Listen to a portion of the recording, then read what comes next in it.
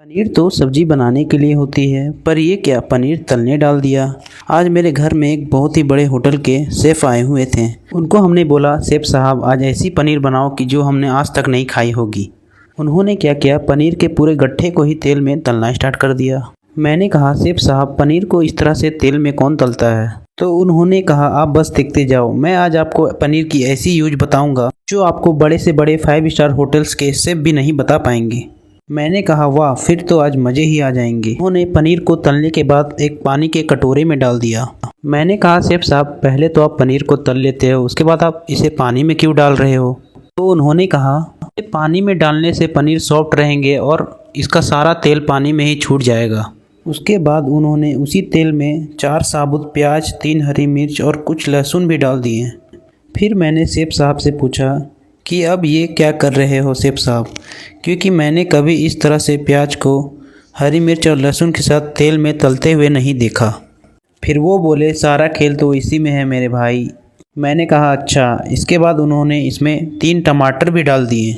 मुझे तो कुछ समझ में ही नहीं आ रहा था ये क्या हो रहा है।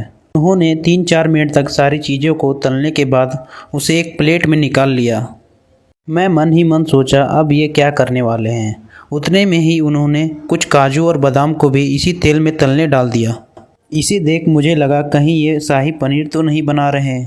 फिर मैं सोचा, पर शाही पनीर तो इस तरह से नहीं बनता। मैं तो अब और भी कंफ्यूज हो गया था कि ये क्या बन रहा है। फिर उन्होंने काजू बादाम को भी उसी प्लेट में हल्का तल के निकाल लिया। मैं बस ये चाह रहा था कि आज कुछ भी बने लेकिन टेस्टी वो ज़रूर हो।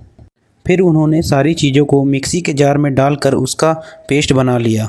अब उन्होंने गैस में एक कढ़ाई चढ़ाई और उसमें हल्का तेल डाल दिया। तेल गर्म होते ही उसमें 2-3 तेज पत्ते डाले और बारीक कटे हुए लहसुन डाल दिया। फिर उसमें 2-3 कटी हुई हरी मिर्च भी डाल दी। फिर उसे हल्का भून लिया।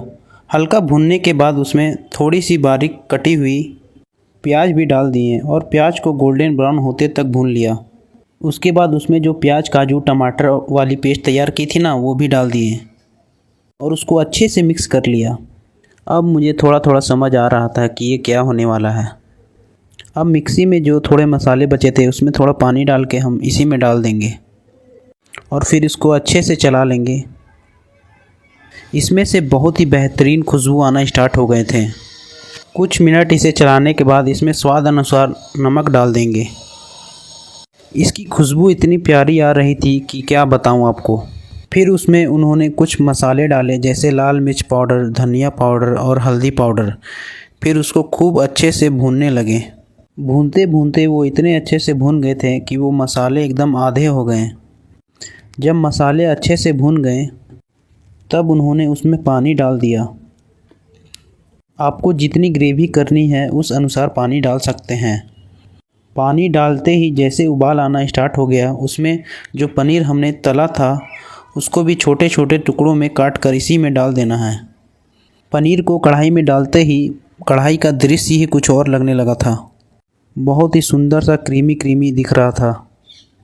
पनीर को अच्छे से मसाले में मिलाने के बाद उसमें उन्होंने पनीर मसाला और कस्तूरी मेथी के पत्तों को भी डाल दिया, जिससे पनीर का स्वाद और भी बढ़ जाए। उसके बाद उसे अच्छे से चला लेना है और बस हमारा बेहतरीन सा यूनिक पनीर की सब्ज़ी बन के तैयार होने वाली है। अब हम कढ़ाई को 5 मिनट तक ढक के छोड़ देंगे और ये लीजिए, हमारा पनीर बिल्कुल तैयार है। ये पनीर मुझे देखने में ही इतना स्वादिष्ट लग रहा था कि मैं मुझसे रुका नहीं जा रहा था इसे टेस्ट करने के लिए। और जब मैंने इसे टेस्ट किया, इसका टेस्ट इतना अच्छा था कि बड़े से बड़े होटल और रेस्टोरेंट को भी आराम से फेल कर दे। आपको ये पनीर की रेसिपी कैसी लगी कमेंट में ज़रूर बताना और आप भी एक बार इस तरह से पनीर बना के देखें, आपको मज़ा ही आ जाएंगे।